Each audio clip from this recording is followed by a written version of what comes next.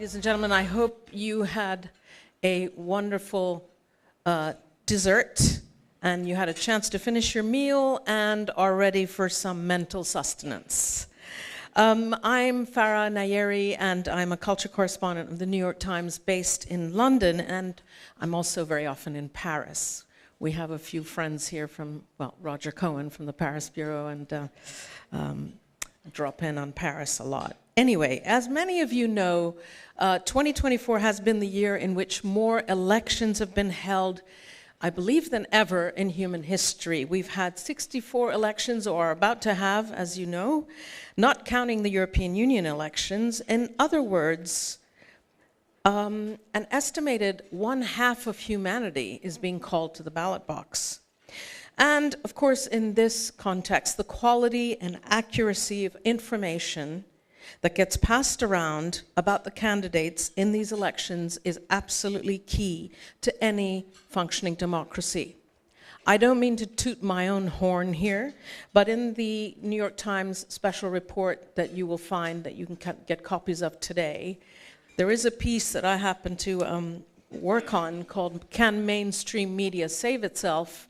And in this piece, I talked to people like Dean Baquet, former executive editor of the New York Times, Marty Baron, former executive editor of the Washington Post, and many others who talk about the mainstream media and how important that plays, a role that plays in this accuracy and quality of information that I just referred to.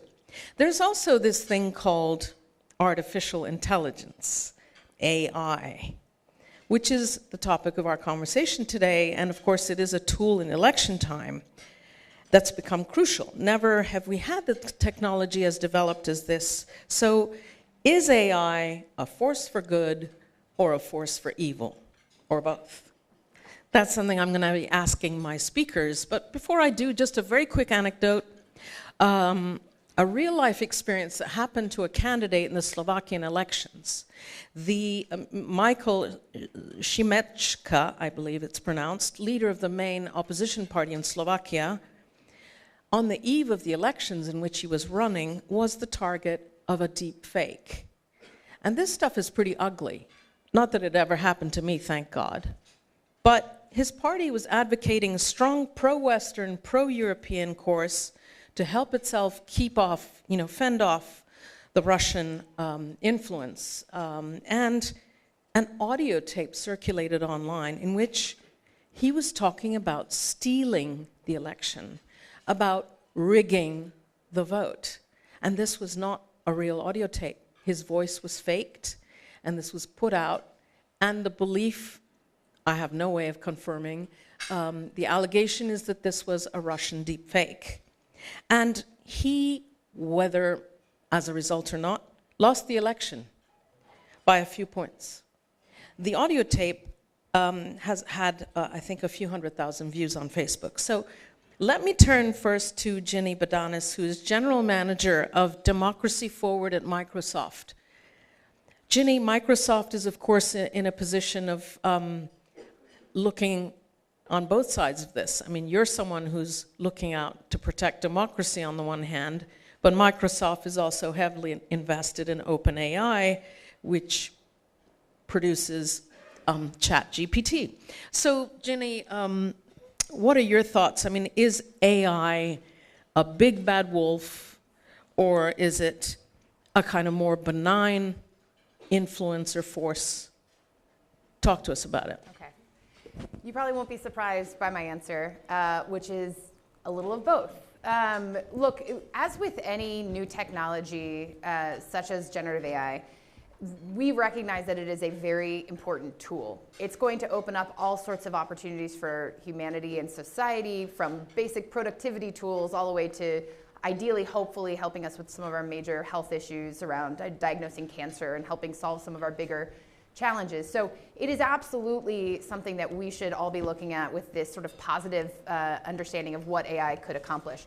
But that would be a mistake if we stopped there and just said, essentially, this is a good, positive thing that we should all be embracing. Because, of course, as with any technology that's ever been introduced, there are people who are going to look at that tool and say, how do I make this a weapon? And so one of the things that we've been spending a lot of time on, given this global election year that we've been in the middle of, is asking the question, how are adversaries or people who mean ill will going to use AI to negatively impact the election space? And what does the weaponization of that tool look like? And then from there, asking the question of what is our obligation when it comes to that? Yes, we're an investor in OpenAI. We also have quite a few AI-generated products ourselves, whether it's Copilot or essentially it's hard to touch a Microsoft product these days without seeing some element of AI in it. And therefore, we are both on the on the creation side of AI, but then we also have a lot of places where people get information like LinkedIn or Bing or Microsoft News. So we're also on the distribution side of information. So we have obligations in that space. We have seen, to your point about Slovakia and elsewhere, in this big global election cycle, we have seen AI used. Sort of the good news in this is that as far as we can tell, and I'll let the experts next to me get into this more as well, it's a little bit the dog that hasn't barked. Like, we have not seen AI drastically impact the world's elections this year the way that many of us had feared. That's a good thing. It's also a little too soon to declare victory because we obviously have, I think, 39 days until the US general election. Japan now has an election in October, and then of course next year we're looking at some big elections, Australia, Canada, Germany, et cetera. So it's too soon to say that this has been overcome, but the good news is we don't think that it's had a massive impact in spite of some people's attempts. Happy to talk more about the ways that we and others in the industry are sort of addressing it, but I don't want to monologue I'll on come all that back right to you now. on that one. Yeah, because I would like to go straight to Carlos because Carlos seems to be in agreement with you on the fact that, as you said, AI is the dog that hasn't barked when it comes to this election year. I don't know if, Carlos, you agree with that, but Carlos is Carlos Luca de la Tena, Executive Director of the Center for the Governance of Change at IE University in beautiful Segovia, Spain. Imagine working in Segovia. Amazing. Anyway, you note that despite the example of the Slovak election, there's no clear evidence showing shifts in election outcomes due to the deceptive use of AI. Can I get you talking about that? Yeah, of course. The Slovakian example, by the way. We can't hear you. The mic's not working. Hello? Yeah. So the Slovakian example is a good one because it does look like there was some. By the way, there were a few different deepfakes. One of them was the candidates talking about increasing the price of beer by 100%. So it was, kind of a red flag for a deepfake. But anyway. That was an even bigger vote loser, wasn't it?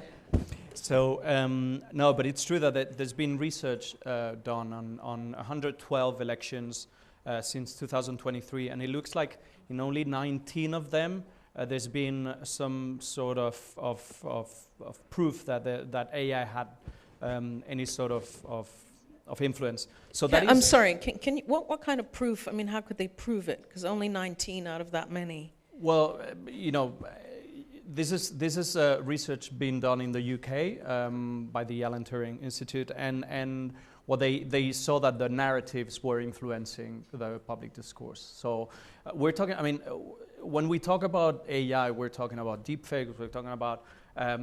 In the Massachusetts primary, people received a call from President Biden himself, discouraging them to vote in the primary, saying, save your vote for November. It was obviously a robocall. It was a President Biden. So these type of things, you can see whether there's an impact.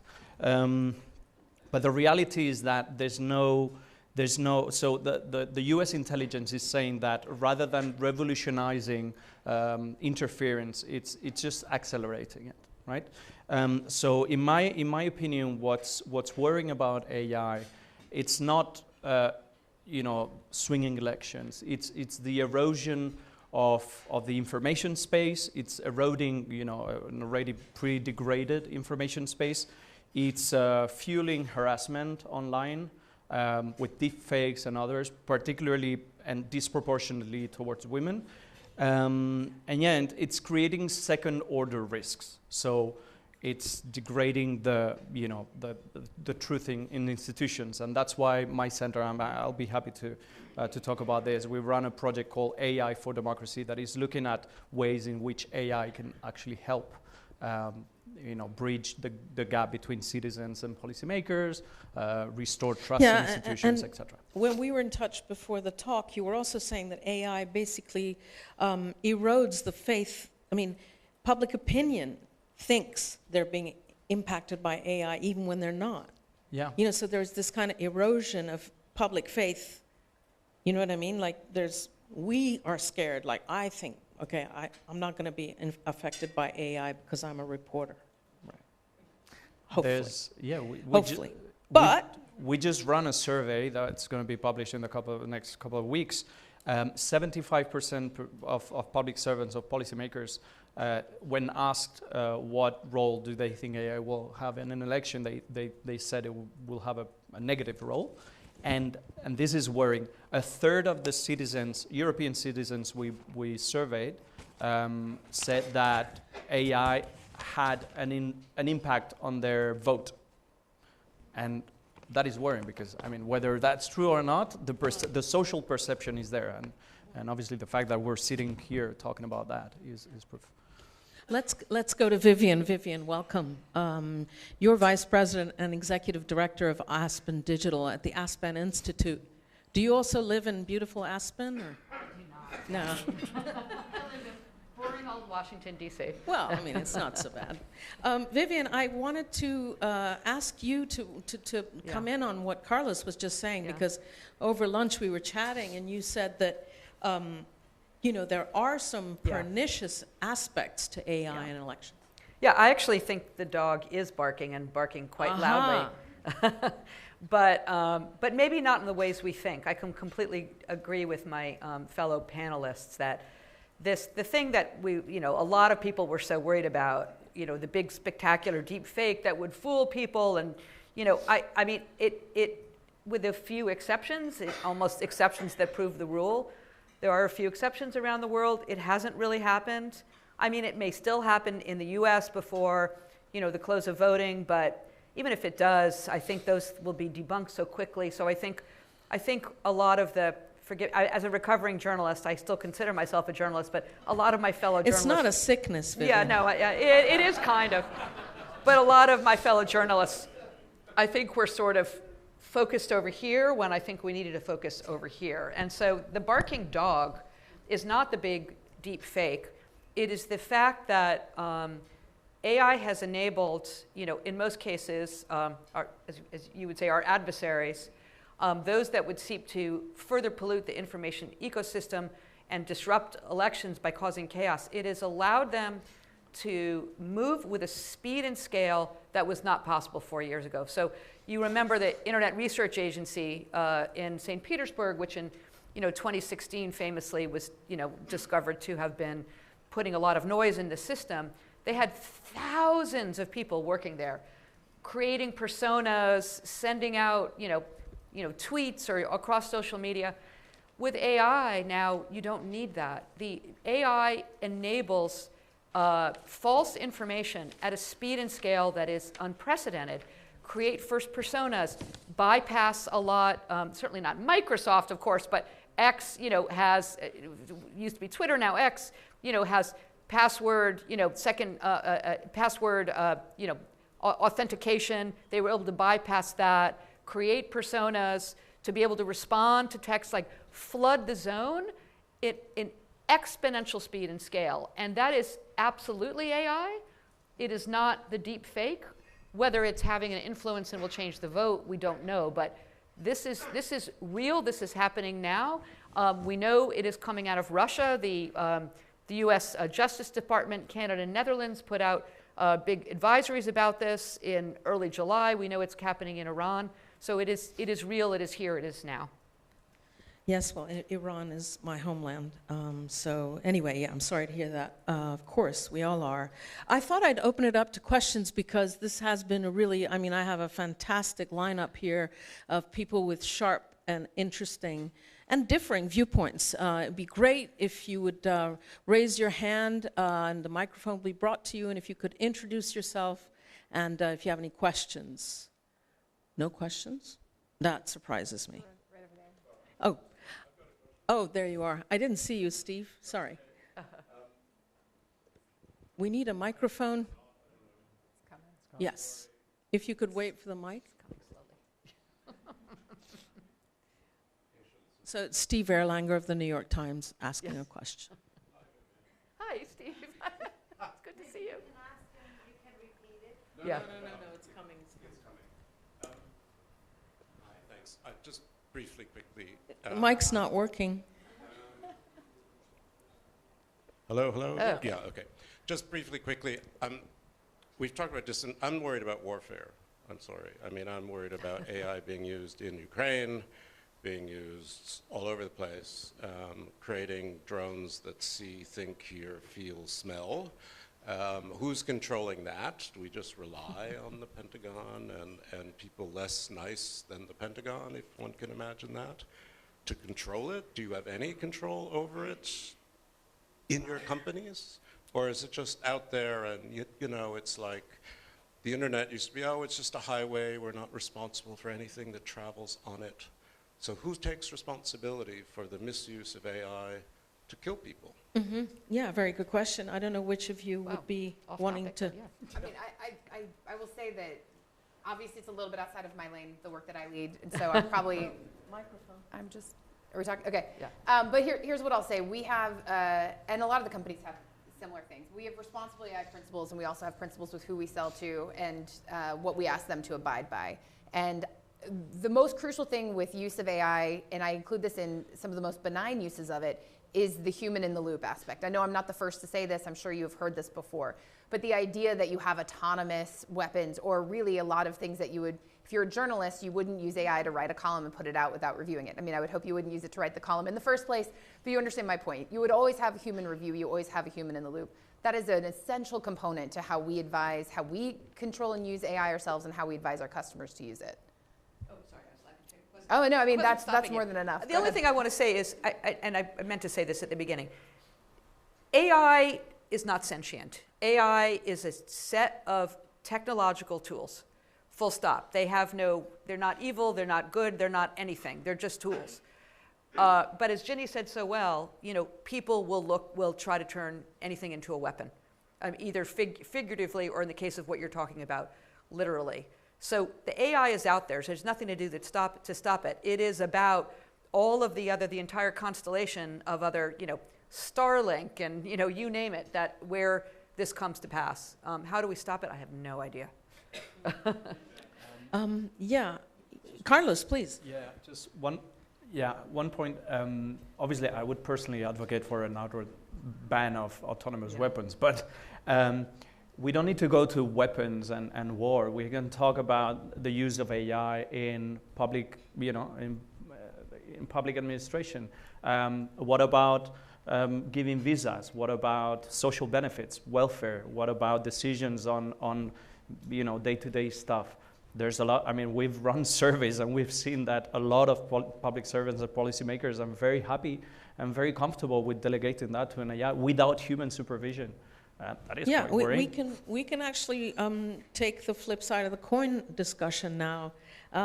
Let me just bring in an example. As a journalist, of course, we are always researching and checking, and I spend practically more time fact-checking than writing the story. But going to Google now, I ask a question, you know, how old is Roger Cohen? Sorry, Roger. Okay, no, but I mean, whatever the question may be. 39. And it will come up with an answer, but it will have a source next that you can click on the source and go and see this is coming from an official biography published in X or Y or Z place. And so, to be honest, had there been no source, there was no way I could believe it. ChatGPT, I never use it. I mean, what's the point? If I try to write an essay, it will just come up with something that will be maybe 30% correct. It's 70% made up. It just, I'm sorry to, I know ChatGPT is part of your... I don't mean to defend OpenAI, but I will say that they are rolling out citations, and the Bing and Copilot also have the citations involved. But your point stands, which is the importance of having the original source and authoritative information. Right. In other words, what I'm trying to say is actually AI is becoming more helpful because of the citation. And the important thing, which is also in this article, is media literacy, is for public opinion, somehow all of us, to be aware of the source. Look for the source, which is, that's really key, and that's something that I think might be part of discussion. But there are also all kinds of other advantages to AI, which Carlos was just referring to. So I wanted us to speak a bit more positively and see what the advantages are going down the line. I mean, I'll start actually, it's a little bit apart from elections, but since we're talking a lot about journalism, we actually work a lot with journalists around the use of AI and positive use cases. And while I was sort of joking about creating an article that way, there's actually quite a bit that we've seen, particularly at the local news level, where we recognize, I think most people who are paying attention, that the number of journalists that we have, the number of newsrooms we have, particularly at the small and local level, are in decline. And AI is being viewed by many of them as a way to extend their reach from the point of research, or if you can't physically be at every city council meeting, but there are transcripts from those meetings, and you can take those transcripts and you can actually ask AI to summarize and start to look for trends. Then you can discover a story, and then the reporter can do what the reporter does best. As long as that AI is not manipulated, right? Sure, right. But in this case, we're talking about just a pretty standard model based on a transcript of an event that happened. Interesting. Yeah. Okay. Carlos and Vivian, examples of benign AI. Benign AI. And Benevolent, so in this broader democratic process, there's good examples of AI helping improve citizen participation, helping citizens speak up, getting them even to contribute to the lawmaking process. So there's a few case studies that we're working on, such as simplifying language of parliament. So there's now ChatGPTs for parliament, even embedded on the, so you can ask them to, please, can you explain what is the position of the political groups, and, simplifying the language so that all the citizens can access it. Making it easy to participate. So there's a very interesting initiative in Massachusetts, I think, to which you can use AI. So it's a free platform to submit testimony.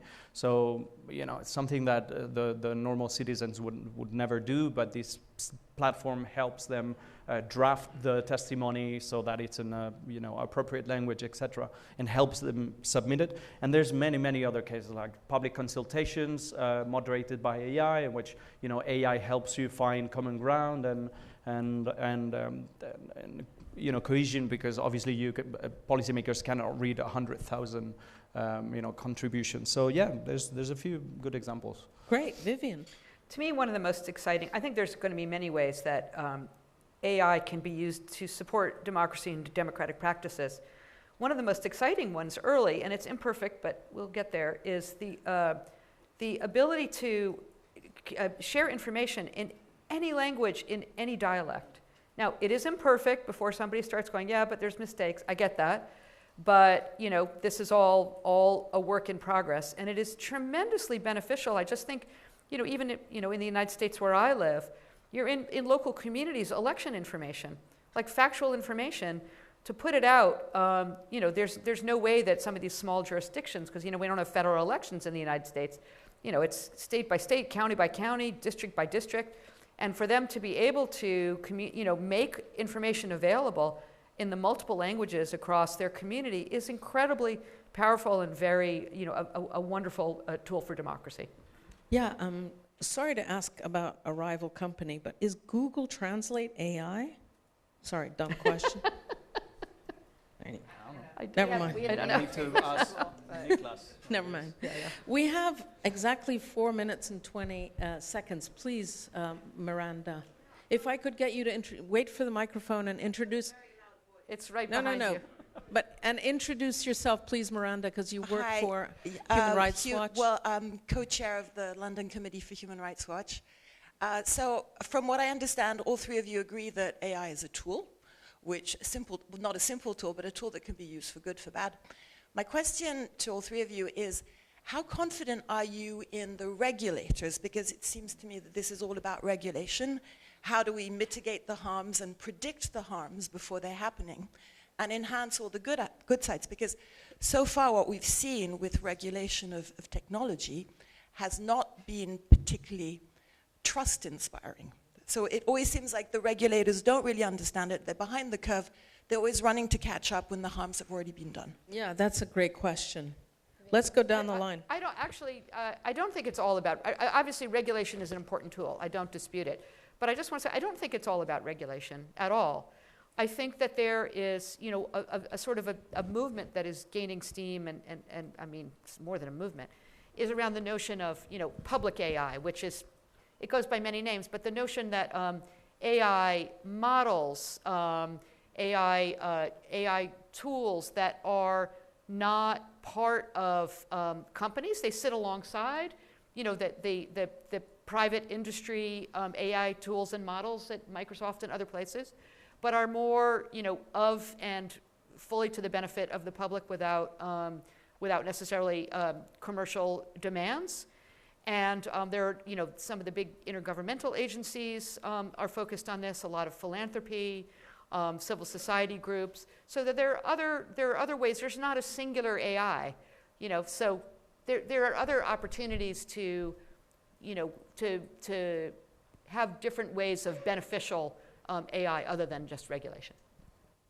Carlos, please. Yeah, I mean, having said that, I think there's a lot of room to improve in regulation. I mean, just if you look at deepfakes, for instance, the AI Act and other, you know, and the executive order. I mean, they look at the AI Act with its risk-based approach has a transparency approach toward deepfakes. So watermark, you know, etc. But there's no way to contain spread of that. So you can contribute to the spread of the deepfake, and there's no repercussion for you. So it's like, you know, chasing the bat that caused COVID and not trying to solve everything that happened afterwards, right? So it's I think it's worrying. I think we should look at the spread of this type of synthetic, you know, of fake materials, videos, and images, etc. Yeah, I like all these animal analogies in this election year. We've had dogs and bats, and it's a menagerie. Yes, Peter, I mean, I did want to hear from, we've only got 1 minute, so it's between you and Peter. I'll just really quickly say I think regulation is very important in this space. We encourage it. I think our role is involved in educating and working closely with governments so they understand, because this technology is evolving fast. And if the tech companies are not talking and exchanging ideas, it's going to be really hard to regulate effectively.